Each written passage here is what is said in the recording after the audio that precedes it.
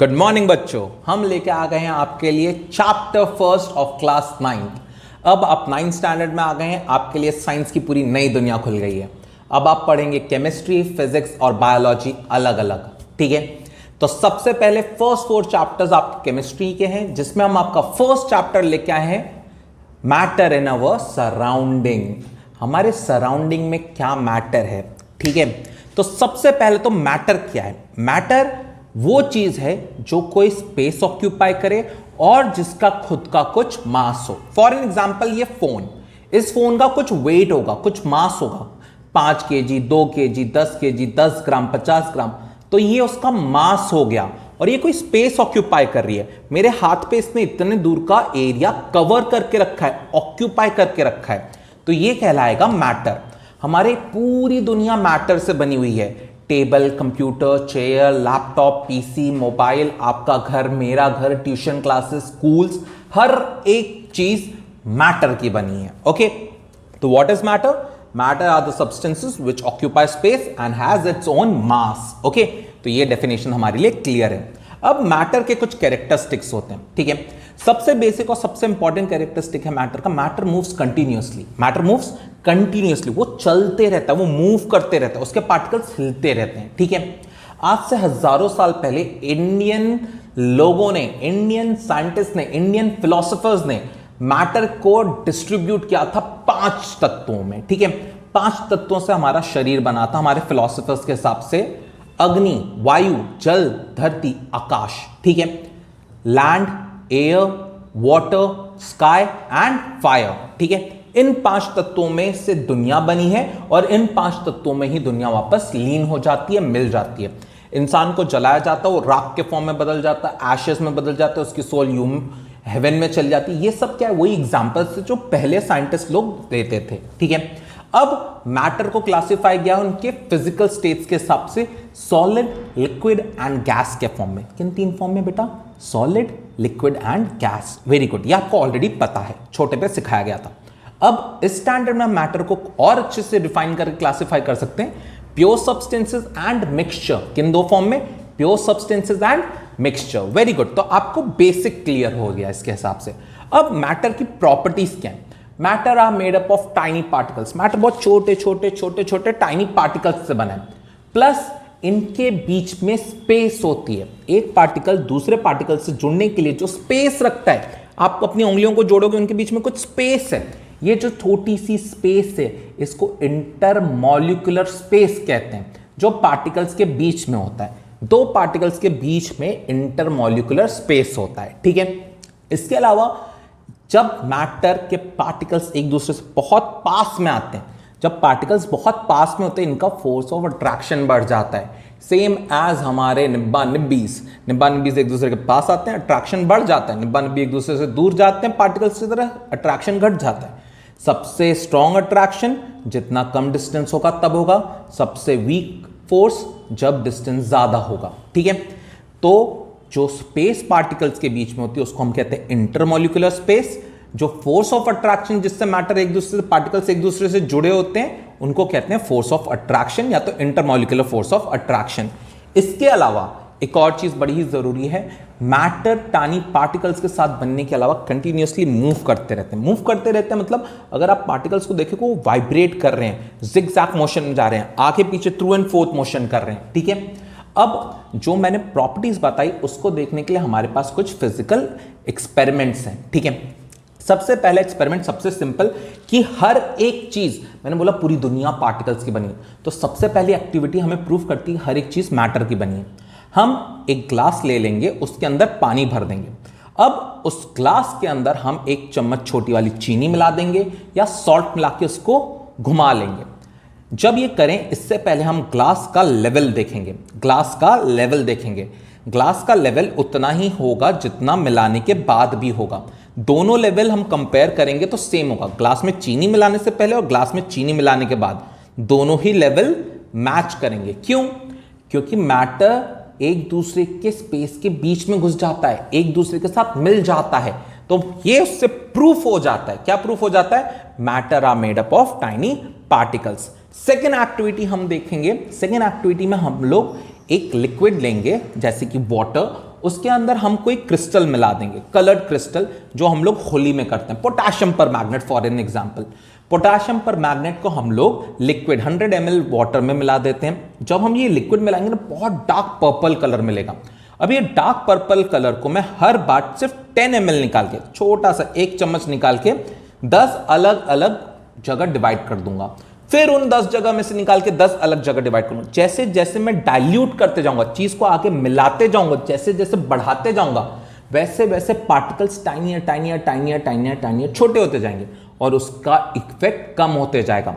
जब मैं 10 बार इस सॉल्यूशंस को 10 अलग 100 ml से मिला दूंगा तो सॉल्यूशन इतना डाइल्यूट हो जाएगा कि वो डार्क पर्पल कलर एकदम लाइट पर्पल कलर, आया था पिंकिश कलर में दिखाई देगा। इसकी वजह से क्या होगा? इसकी वजह से प्रूफ हो जाएगा कि matter are made up of tiny particles. ठीक है, नेक्स्ट एक्सपेरिमेंट हम लोग देखेंगे, बताएगा कि दो पार्टिकल के बीच में, मैटर के बीच में स्पेस होता है। इसके लिए हम फिर से सेम एग्जांपल यूज कर सकते हैं। एक ग्लास पानी लेंगे 100 ml, उसके अंदर हम चीनी मिलाएंगे। क्या मिलाएंगे? चीनी। जब हम चीनी मिलाएंगे ना, उससे पहले हम लोग देखेंगे 100 ml पे जो मार्किंग होगी वो, और 100 ml में प्लस 10 ml चीनी मिलाने के बावजूद भी जो मार्किंग होगी सेम होगी। इसका मतलब जो पानी के अंदर स्पेस थे, पानी के अंदर मान लो ये स्पेस है, एक पानी का मॉलिक्यूल, दूसरा पानी का मॉलिक्यूल, दो मॉलिक्यूल्स के बीच में एक तीसरी स्पेस थी, वो तीसरी स्पेस भर गई। किसने भर दी? शुगर के पार्टिकल ने भर दी।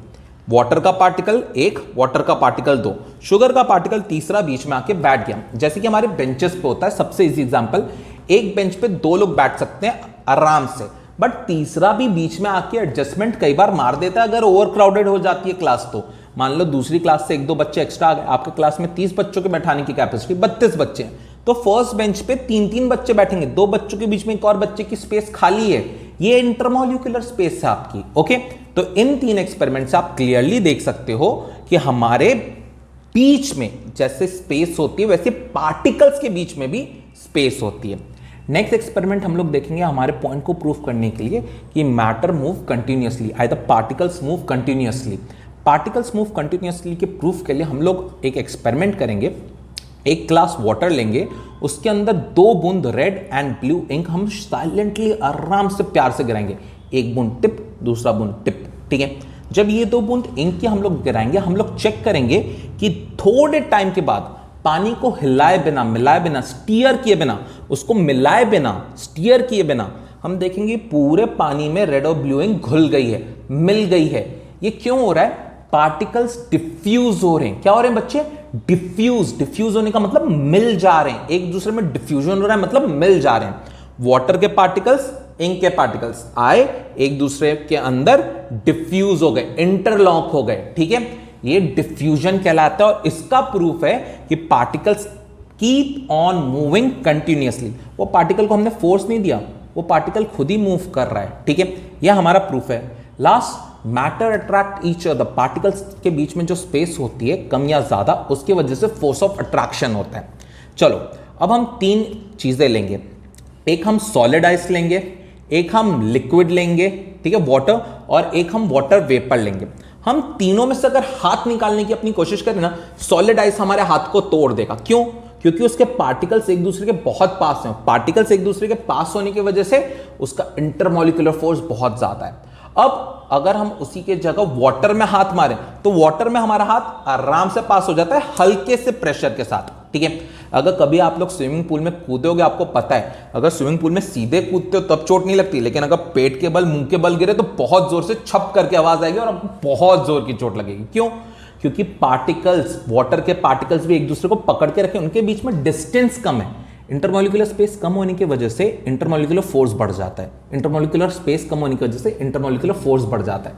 अब ये जो पानी का फोर्स है वो हल्का सा ज्यादा होता है। ठीक है, गैस का फोर्स एकदम ही हल्का होता है। जो सीटी निकल रही होती है कुकर की, उसके आसपास आप हाथ हिला के देख सकते हो, आपके हाथ को कुछ नहीं होगा, हल्का सा गर्म लगेगा बट हाथ को कोई ऑब्स्ट्रक्ट नहीं करेगा। क्यों ऑब्स्ट्रक्ट नहीं करेगा?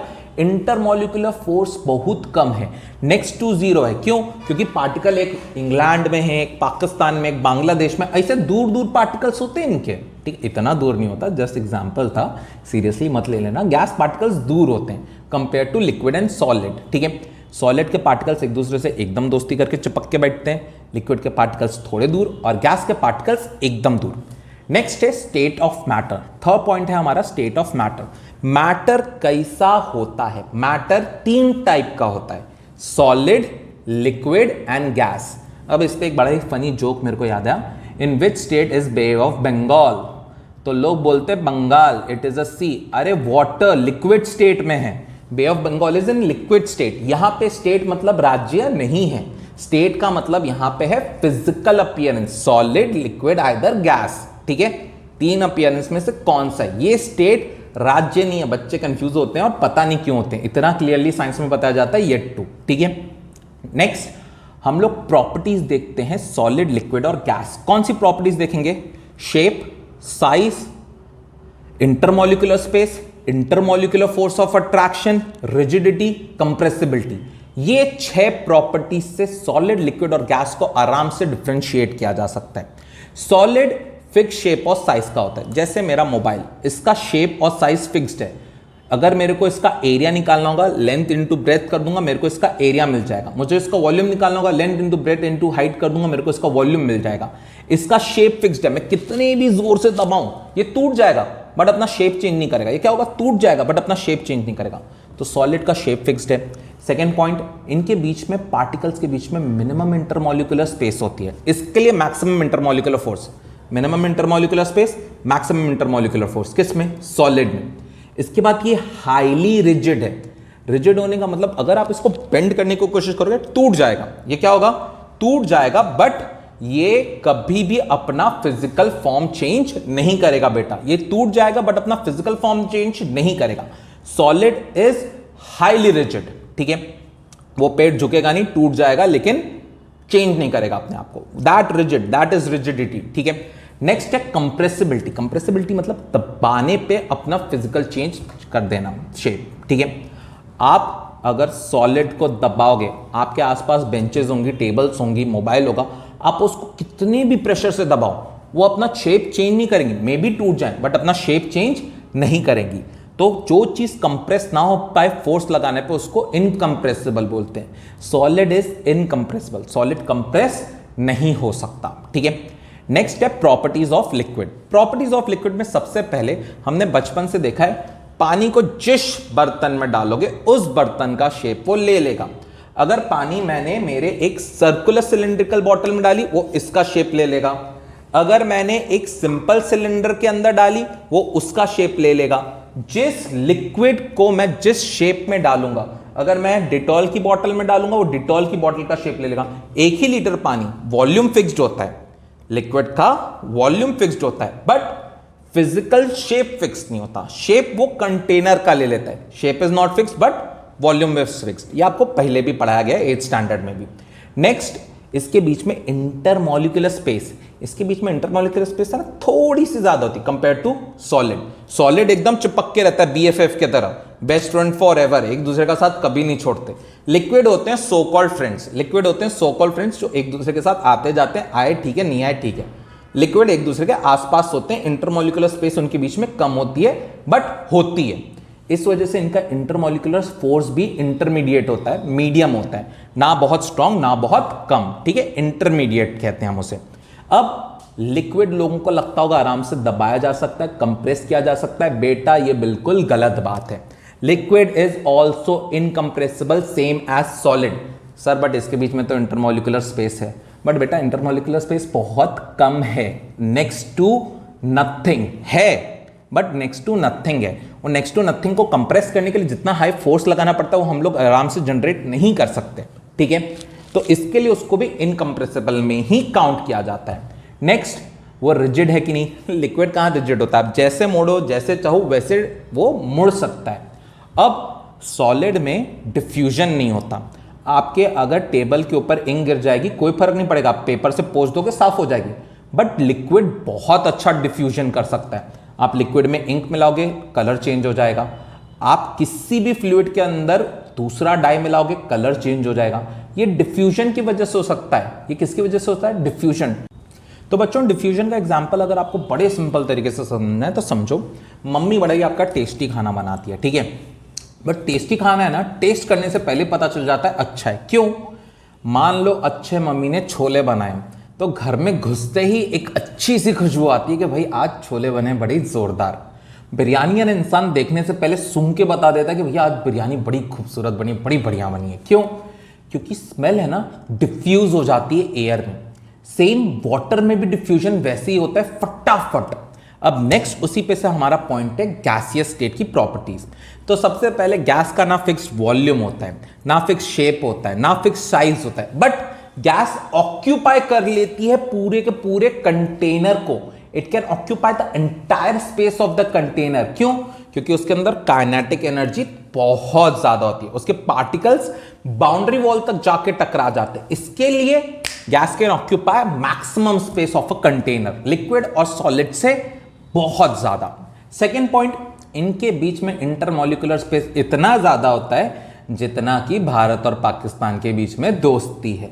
मतलब एक अगर ईस्ट है तो एक वेस्ट है, इनके बीच में कोई कंपैरिजन नहीं है। ठीक है, इनके पार्टिकल्स बहुत दूर होते हैं, they have a huge space between them. ठीक है, जैसे कि क्लास ए और क्लास बी के दुश्मनों के बीच में होता है ना, 9th ए और 9th बी के, वैसे ही पार्टिकल्स एक दूसरे से बहुत छुट्टे छेड़े होते हैं, बहुत दूर पे होते हैं, बहुत डिस्टेंस पे होते हैं। जब पार्टिकल्स एक दूसरे से बहुत ज़्यादा डिस्टेंस पे होते हैं ना बच्चे, तो इनके बीच में इंटरमॉलिक्यूलर फोर्स भी बहुत कम होता है। इनके बीच में कोई फोर्स नहीं, इनके बीच में कोई अट्रैक्शन नहीं, दो डोंट अट्रैक्ट ईच अदर। दूरी होगी तो अट्रैक्शन कैसे होगा? सॉलिड में बहुत ज़्यादा नज़दीकी तो बहुत ज़्यादा दोस्ती, लिक्विड में थोड़ा सा तो हाई बाय वाली दोस्ती, और यहाँ पे तो दुश्मनी है, तू ईस्ट जा मैं वेस्ट जाऊँगा, ऐसा अपोजिट में। नेक्स्ट है कंप्रेसिबिलिटी। लिक्विड और सॉलिड कंप्रेसिबल नहीं है, they are incompressible, but gas is highly compressible. Pneumatics बोल के एक पूरी फील्ड है जहां पे कि गैस को कंप्रेस करके अलग अलग इक्विपमेंट्स यूज किए जाते हैं। आप अपने पापा के साथ अगर नेक्स्ट टाइम जाओगे वर्कशॉप में तो आप देख सकते हो कि आपके पापा की बाइक ऊपर उठ जाती है एक बटन प्रेस करने से, एक रैम के ऊपर। वो न्यूमैटिक रैम है, हाइड्रोलिक रैम है, वहां पे फ्लूइड्स यूज होते हैं। ठीक है, fluids are compressible, gas are highly compressible, याद रखना ये चीज। अब बट ऑब्वियस गैस रिजिड तो हो नहीं सकती है, गैस क्या होगी? एकदम फ्लेक्सिबल होगी। तो गैस में कोई रिजिडिटी नहीं होती, काइनेटिक एनर्जी हाई होती है, याद रखना। गैस में डिफ्यूजन अल्ट्रा हाई होता है, अल्ट्रा लेजेंडरी डिफ्यूजर है। ठीक है, क्यों? क्योंकि खुशबू एक ऐसी चीज है, बदबू भी, जो दूर से पता चल जाती है। आपके क्लास में कोई बहुत अच्छा परफ्यूम लगा के आए, तुरंत पता चल जाता है भाई तूने एक्स लगाया है, भाई तूने सेट विथ लगाया, भाई तूने ये परफ्यूम लगाया। क्यों बता पाते? दूर से ही खुशबू डिफ्यूज होकर आपके नाक तक आ जाती है। पार्टिकल्स के अंदर काइनेटिक एनर्जी आती है, जुब जुब जुब जुब जुब जुब करके आपके नाक तक आ जाते हैं। ठीक है, सेम ठुस्की के साथ भी होती है, बदबू भी ऐसे ही चलती है। कहीं कोई सीवेज वीवेज खुला रह जाए, कोई कीड़े मकोड़े मर मुरा जाए तो स्मेल बड़ी खराब आती है। क्यों? क्योंकि डिफ्यूज होती है स्मेल। नेक्स्ट टॉपिक है हमारा चेंज ऑफ स्टेट। हमारे पास 3 स्टेट हैं, सॉलिड, लिक्विड, गैस। तीनों स्टेट में चेंज करने के लिए हमें कुछ एनर्जी देनी पड़ती है। ये एनर्जी अभी हम लोग देंगे हीट के फॉर्म में। मैं फ्रिज में से बर्फ निकाल के टेबल पे रख देता हूँ, मेरी मम्मी बहुत डांटती है इसके लिए, शायद आपकी मम्मी भी डांटती हो। ट्रे निकाल के अपन, पता नहीं क्यों लड़के लोग जनरली भूल जाते हैं टेबल के ऊपर। भूलने के बाद थोड़ी देर के बाद वापस आके देखते हैं वो अपना शेप और साइज चेंज करके, स्टेट चेंज करके लिक्विड हो जाता है। और हम देखते हैं कि टेबल के ऊपर आसपास में थोड़ा सा पानी आ गया, पानी बाहर नहीं गिरा होता है, पानी आसपास का चेंज हो गया होता है। जो एयर में मॉइस्चर है ना वो चेंज हो जाती है। आप ये चीज़ प्रैक्टिकली देख सकते हो, एक ठंडी बॉटल को बाहर निकाल के छोड़ दोगे ना तो ठंडी बॉटल के ऊपर छोटी छोटी ओस की बूंदें आ जाती है, ऐसे लगती है ओस की बूंदें कहीं से नहीं आई हैं, अंदर ठंडी है, वो ठंडी बाहर निकल रही है। जो ठंडी बाहर निकल रही है उसकी वजह से ओस की बूंदें उसके ऊपर इकट्ठा हो रही हैं, टेम्परेचर चेंज की वजह से। किसकी वजह से? टेम्परेचर चेंज की वजह से। सॉलिड से लिक्विड बनने के लिए हीट आसपास की एब्जॉर्ब कर लेता है सॉलिड, तो आइस से बदल के वाटर में आ जाता है। अब ये खुद टेम्परेचर और चेंज नहीं करेगा, इसका टेम्परेचर हमें बढ़ाना पड़ेगा। हम इसको गैस के ऊपर रख देते हैं इसी लिक्विड को। अब जब गैस के ऊपर लिखते हैं ना तो हम लोग देखते हैं उसमें से स्टीम निकलने लगता है। लिक्विड से किस में बदल जाता है बेटा? गैसियस फॉर्म में। मतलब सॉलिड से लिक्विड में बदलने के लिए थोड़ी गर्मी देनी पड़ती है, फिर लिक्विड से गैस में बदलने के लिए और गर्मी देनी पड़ती है। गर्मी देके हम लोग कर क्या रहे हैं भाई साहब? गर्मी देखिए बेटा, हम लोग काइनेटिक एनर्जी बढ़ा रहे हैं पार्टिकल्स की। क्या कर रहे हैं? काइनेटिक एनर्जी बढ़ा रहे हैं। जो वाइब्रेट कर रहा था ना, पहले बताया था थोड़ा हल्का सा वाइब्रेट करता है, सॉलिड में बहुत कम वाइब्रेट करता है, बट उसका वाइब्रेशन को बढ़ाने के लिए हम लोग हीट एनर्जी देते हैं। हीट भी एक फॉर्म का एनर्जी है। जब वो एनर्जी पास करते हैं तो वाइब्रेट फटाफट फटाफट फटाफट करने लगता है और ये वाइब्रेशन बढ़ते जाता है, उस हद तक आ जाता है कि फिजिकल स्टेट चेंज हो जाता है, सॉलिड से लिक्विड में आ जाता है। फिर हम और गर्मी देते हैं, फिर वो लिक्विड से गैसियस स्टेट में बदल जाता है। टेम्परेचर जैसे जैसे बढ़ाओगे वैसे वैसे स्टेट चेंज होगा। Temperature is the degree of hotness और कोल्डनेस, मतलब टेम्परेचर जैसे जैसे बढ़ा रहे हैं वैसे वैसे चीज सॉलिड, लिक्विड, गैस।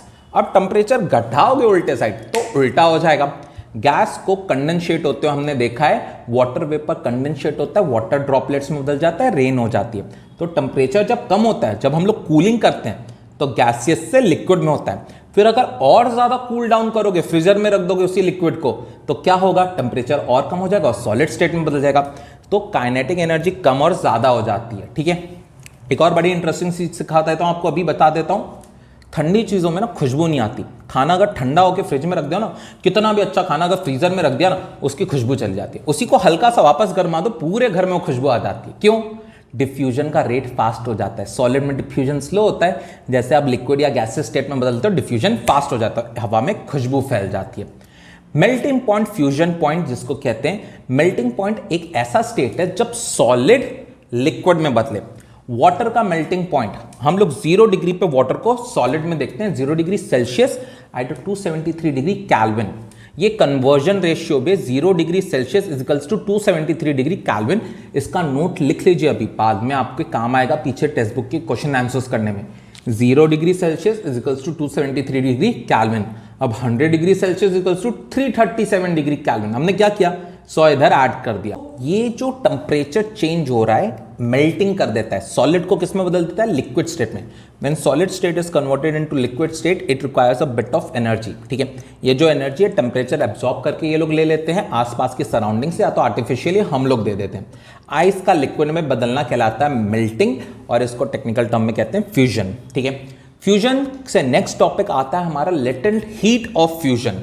बड़ा ही इंपॉर्टेंट टॉपिक है, 1 मार्क के लिए 11th 12th में भी यूज होता है। लेटेंट हीट ऑफ फ्यूजन क्या होता है? It is the amount of energy, it is the amount of energy required to change 1 litre of water, 1 litre of water जो कि सॉलिड फॉर्म में, तो 1 kg में काउंट करते हैं हम लोग। किस में काउंट करते हैं? 1 kg।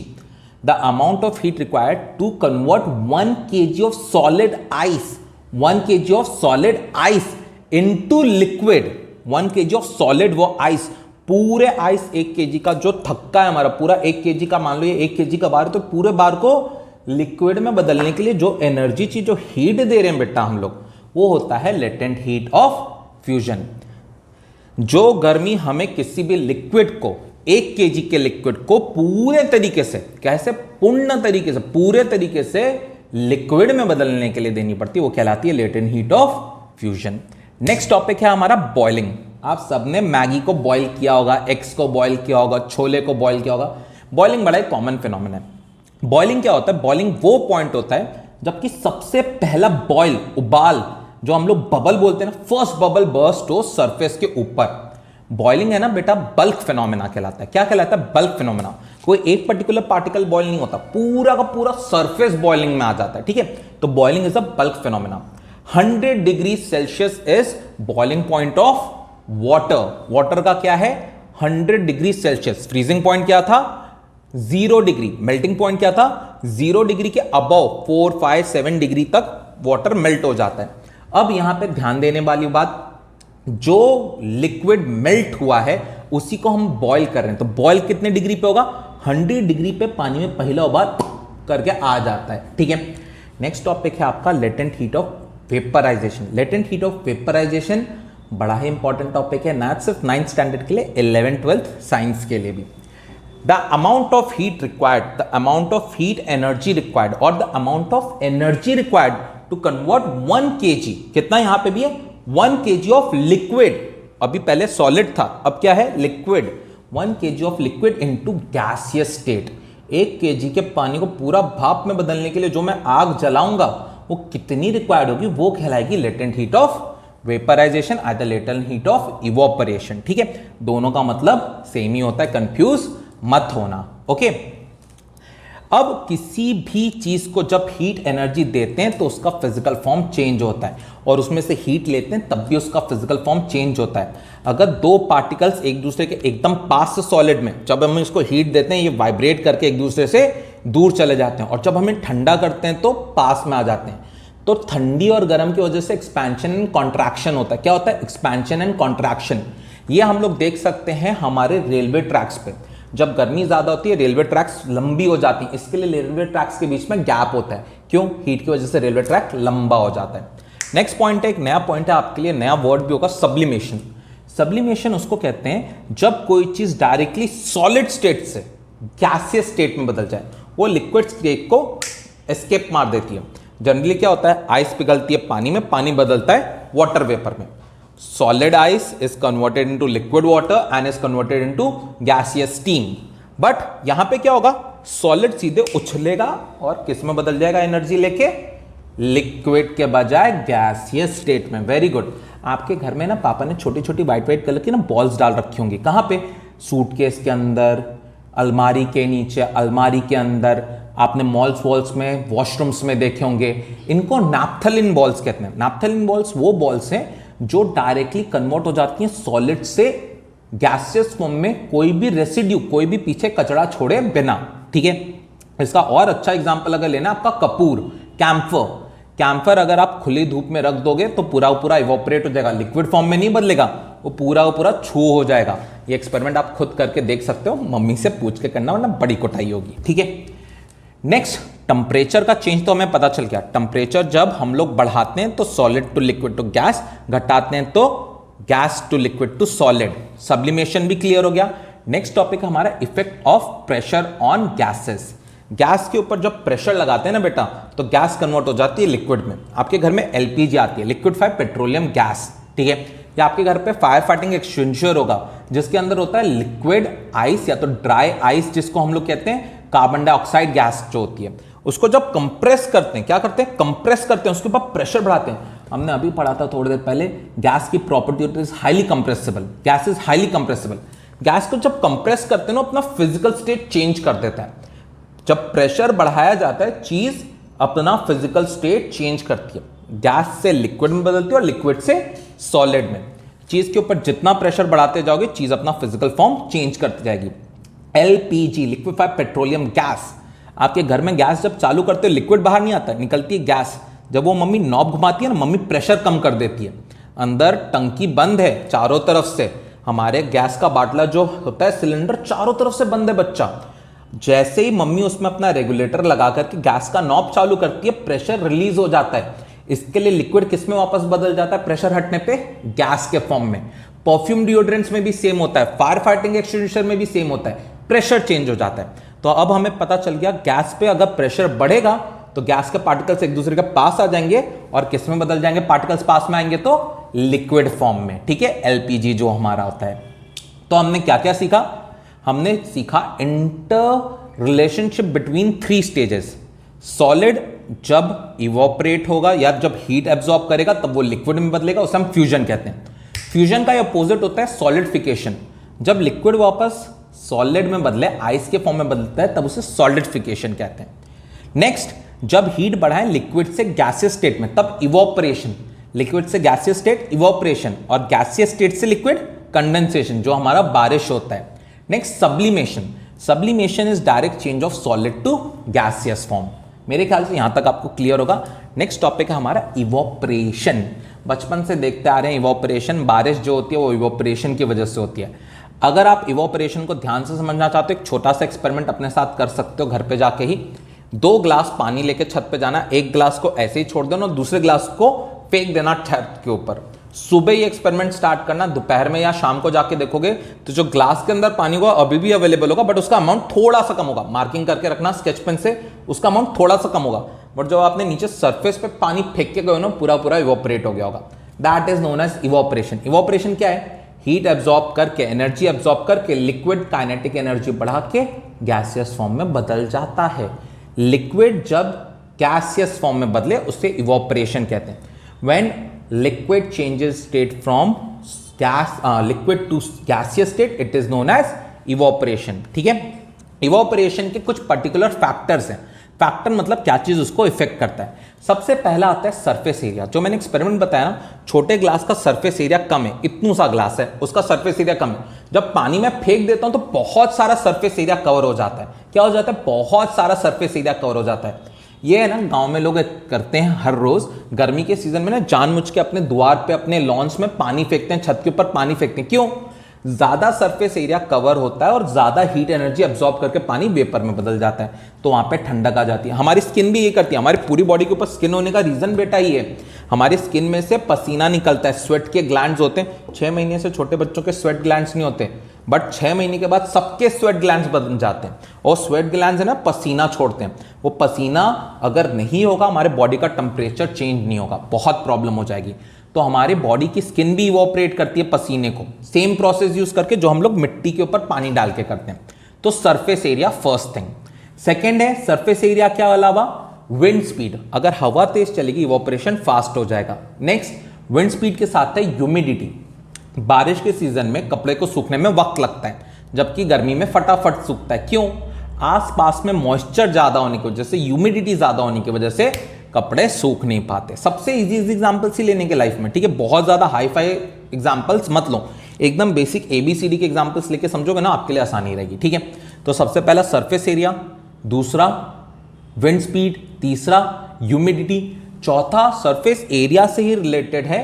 क्या चीज है related? Rate of evaporation. Rate of evaporation depend एक और चीज पे करता है, कौन सा हम लोग यूज कर रहे हैं फ्लूइड, लिक्विड कौन सा है, वाटर है, अल्कोहल है, पेट्रोल है, स्पिरिट है, ब्लड है, मिल्क है, हर एक का रेट ऑफ इवोपरेशन अलग होगा, हर एक का रेट ऑफ इवोपरेशन अलग होगा। होपफुली आपके लिए पूरा चैप्टर क्लियर हो गया हो। तो इस चैप्टर में आपके लिए मेन टॉपिक्स यही हैं जो कवर किए जा चुके हैं। कुछ इंपॉर्टेंट क्वेश्चन जो एग्जाम में कई बार पूछे गए हैं, उनमें से एक आता है कूलर का क्वेश्चन, कि गर्मी के सीजन में हम लोग कूलर यूज करते हैं तो रूम में ठंडक क्यों जाती है। ठीक है, evaporation is caused due to cooling. ठीक है, जो कूलिंग है वो इवोपरेशन की वजह से होती है। हमारे स्किन के ऊपर मैंने अभी आपको समझाया, छोटे छोटे पोर्स होते हैं, दाने होते हैं, हमारी स्किन पोरस है, वो एब्जॉर्ब कर लेती है हीट को हमारे बॉडी के अंदर से और इवोपरेट कर देती है पसीनों को। सेम मिट्टी के घड़े में होता है, मिट्टी का घड़े का पानी ना बड़ा ठंडा और अच्छा लगता है गर्मी के सीजन में, चाहे ठंडी के सीजन में, चाहे बारिश सीजन।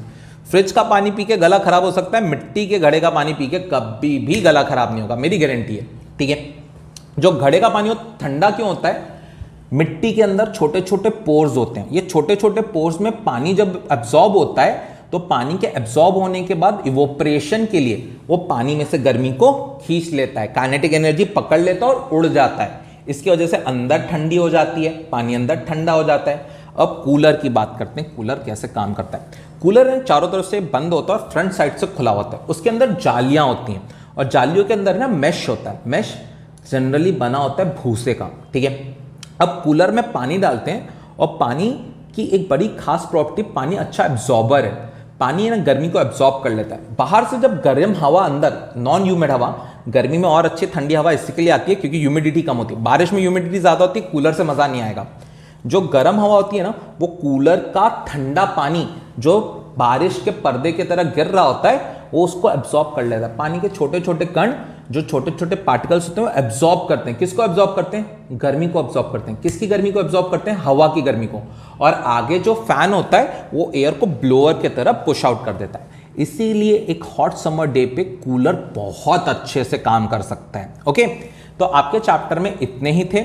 अब इसके अलावा एक लास्ट टॉपिक आपको जनरल नॉलेज के लिए बता देता हूं कि हम लोग गर्मी में व्हाइट कॉटन क्लोथ्स को पहनते हैं। तो गर्मी के सीजन में व्हाइट कॉटन क्लोथ्स पहनने का एकमात्र रीजन है मेरे बच्चे, क्योंकि व्हाइट कॉटन क्लोथ गर्मी में हीट एब्सॉर्ब करता है और हमारी बॉडी को ठंडा रखता है, और कोई रीजन इसका नहीं है। ओके, तो ये चैप्टर यहीं पे खत्म होता है, फिनिश होता है। टेक्स्ट बुक के क्वेश्चन आंसर्स करिए, अगर कोई डाउट हो कमेंट सेक्शन में लिखिए। Thank you so much, have a nice day. Subscribe करें, लाइक करें एंड फॉरवर्ड करें चैनल को, जितना ज़्यादा शेयर कर सकें। Have a good day.